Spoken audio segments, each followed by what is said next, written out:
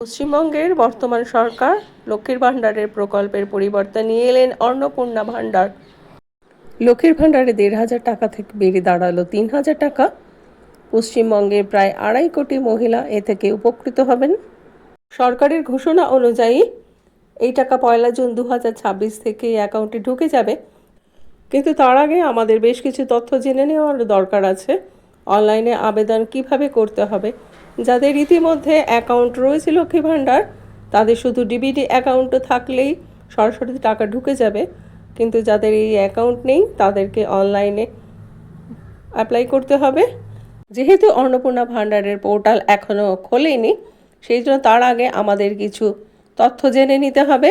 যেমন অন্নপূর্ণা ভাণ্ডারের প্রকল্পের টাকা পেতে যে 8টা তথ্য আমাদের আগে থাকতে জেনে রাখতে হবে, সেগুলি হলো: আবেদনকারীকে মহিলা হতে হবে, মহিলার বয়স কমপক্ষে 25 বছর হতে হবে, পশ্চিমবঙ্গের দীর্ঘদিনের স্থায়ী বাসিন্দা হতে হবে, ডিজিটাল রেশন কার্ড থাকা জরুরি, নিজের নামে ব্যাংক অ্যাকাউন্ট নম্বর লাগবে, উক্ত অ্যাকাউন্টে ডাইরেক্ট বেনিফিট ট্রান্সফার লিঙ্ক থাকতে হবে।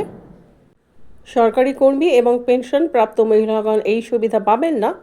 আর স্যারের নাম না থাকা এবং ট্রাইব্যুনালের নাম থাকলে বিচারাধীন থাকবে। এইগুলি আমাদের জেনে রাখা অত্যন্ত প্রয়োজন। খুব তাড়াতাড়ি এই পোর্টাল সকল আবেদনকারীদের সামনে খুলতে চলেছে। সকলেই ডকুমেন্ট তৈরি রাখুন। লক্ষ্মীর ভাণ্ডার প্রাপকগণের অ্যাকাউন্টে ডিবিট লিঙ্ক করা থাকলে সরাসরি ৩,০০০ টাকা ঢুকবে। ডিবিটি লিঙ্ক উক্ত ব্যাংকের সাহায্যে অথবা অনলাইনে আপনারা করে নিতে পারবেন। অন্নপূর্ণা ভাণ্ডারের পোর্টালটি খুব শীঘ্রই চালু হতে চলেছে, তাই আগে যে সকল ডকুমেন্ট তৈরি করে রাখবেন সেগুলো হলো: মোবাইল নাম্বার লিঙ্ক করা Aadhaar card, ration card, voter card, bank account number, আয়ের সার্টিফিকেট। এগুলি আগে থাকতেই তৈরি করে রাখুন। ডিবিটি লিঙ্ক নিয়ে অনেকেরই প্রশ্ন রয়েছে, সেগুলি সমাধান করতে চাইলে NPCI অথবা উমং অ্যাপের মাধ্যমে দেখে নিতে পারেন।